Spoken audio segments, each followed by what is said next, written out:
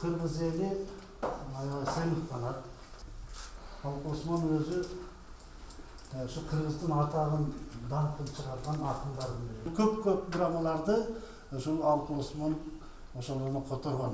Bizim bardıq kağızlarımız kayakağına jönөtkөлө Halk Osman hakkındağı bu kitapxanada жазабыз. Азыркы акын жазуучулар, мурунку акын жазуучулар Halk Osmановдун мектебинен өткөн.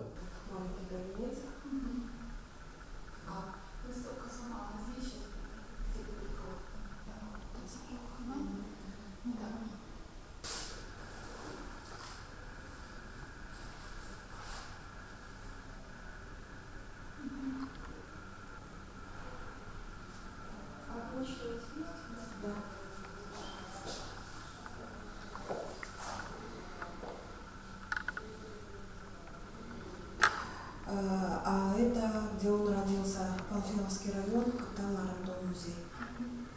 Вообще-то здесь был музей, но они теперь сделают вот такой большой парк. А на столетие был открыт вот памятник.